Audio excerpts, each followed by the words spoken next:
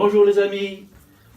Donc on se retrouve aujourd'hui pour une nouvelle vidéo de ma chaîne, Anne Jean-Luc, qui est publiée pour la première fois sur cette chaîne communautaire, La Fourmi. Grand merci à toi pour cette invitation et pour ton aide, pour l'intro, le montage et la musique.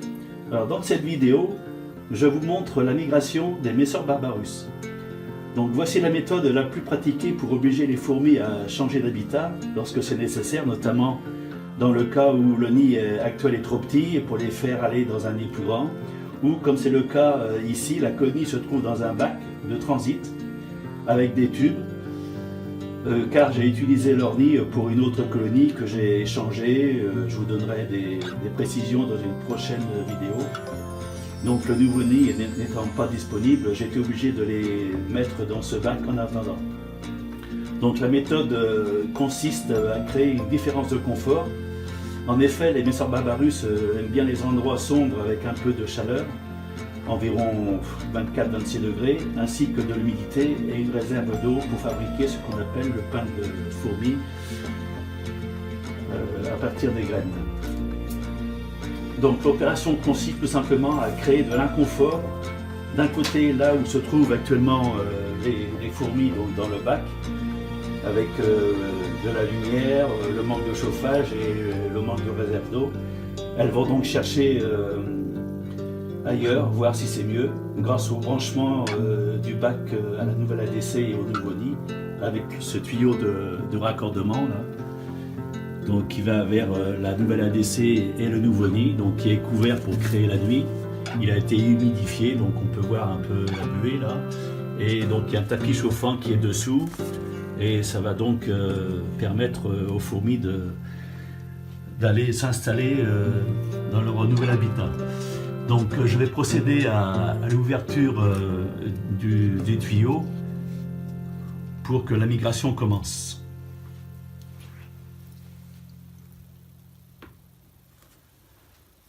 Voilà, donc le tuyau est débouché, donc la voie est libre pour permettre aux fourmis de migrer. On se retrouve dans un petit moment pour vous montrer donc l'évolution de ce déménagement. Donc à tout de suite.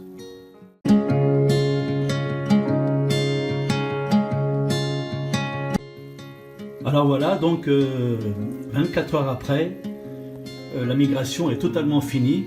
Parce que donc il restait quelques fourmis là dans le bac que je nettoyais au fur et à mesure que la population diminuait. Donc comme vous voyez, donc j'ai enlevé les tubes, les gamelles, tout ça, et puis donc j'ai fini avec la baguette, la fameuse baguette magique là, que je les ai prises donc une par une. Donc il en restait à peu près une cinquantaine, donc elle s'accrochait à 2-3 à la fois à la baguette, et puis donc je les ai donc mises dans l'air de chasse. Donc maintenant tout est en place. Donc vous pouvez constater que le nid est déjà bien garni. Elles ont rangé correctement les graines de quinoa d'un côté et les autres graines de l'autre. Donc voilà, donc un exemple pour ceux qui ne rangent pas trop leur chambre. Hein. Il faut prendre exemple sur les fourmis parce que là c'est nickel. Là, tout est en place, tout est rangé. Donc un petit coup d'œil sur le couvain.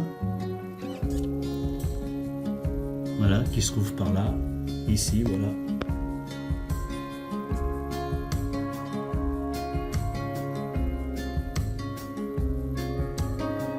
Voilà, donc je sais pas si on peut voir la reine, mais bon. Peut-être pas aujourd'hui. Le couvain est là, et il y en a encore là, c'est tout entassé comme d'habitude. Voilà. Donc comme vous voyez, hein, tout est débranché, donc le nid il est maintenant autonome. Le bac est débranché, évidemment, j'ai nettoyé les tuyaux au fur et à mesure. Voilà, ça c'est ce que j'ai enlevé du bac au fur et à mesure. Voilà, maintenant il ne reste plus qu'à mettre tout ça en place dans mon installation. Donc on se retrouve pour une prochaine vidéo pour vous montrer tout cet nouvel aménagement avec mes nouvelles colonies, mes nouvelles fondations, jeans, etc.